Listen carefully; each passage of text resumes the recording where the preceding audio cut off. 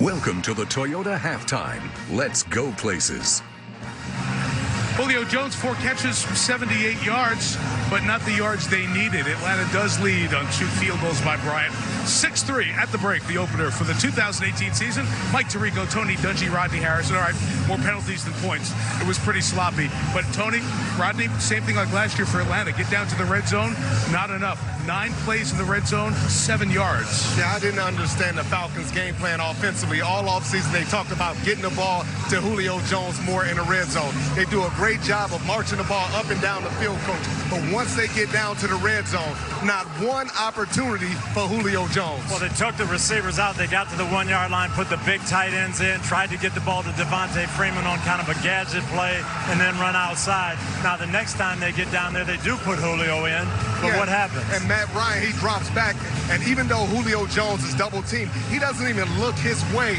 Once again, Mike, I told you earlier today, you have to force the ball to Julio. He's such a dynamic force. He's big. He's strong. Get him the ball. And we talked in the tunnel that the defenses would be ahead of the offense. I think this is more bad offense than great defense. Very typical week 1. We'll have part of Peter King's conversation with the Packers' Aaron Rodgers coming up next. But first, Toyota reminds us that when the going gets tough, Chuck Norris calls on the Tacoma.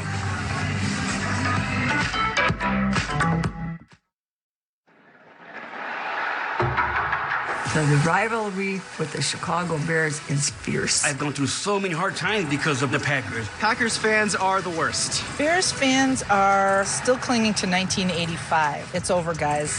Bear down! Go, Pack, go! Mama says, bear down! They are inexorably linked by geography and legacy. The Packers and Bears renew the league's most played rivalry on Sunday night. After all, who else should open the Packers' 100th season in Green Bay? A place made special by its history, as Aaron Rodgers spoke with Peter King about earlier this week.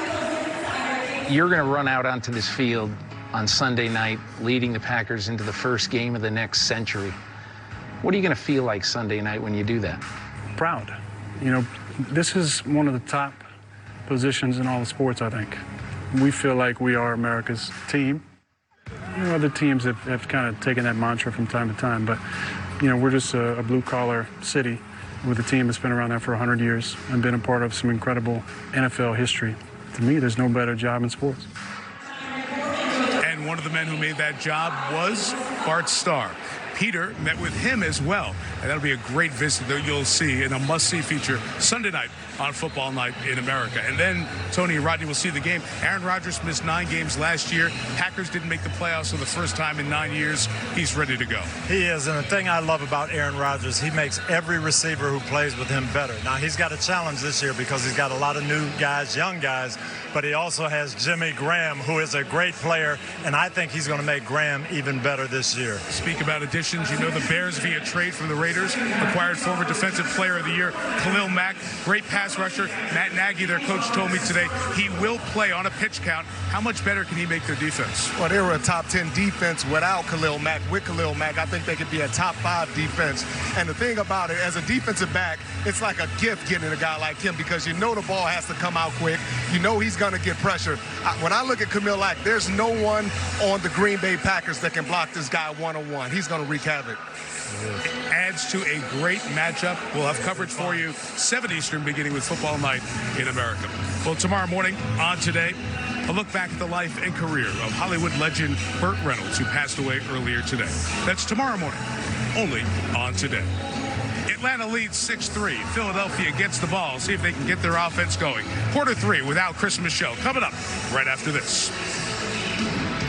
This has been the Toyota Halftime. Let's go places.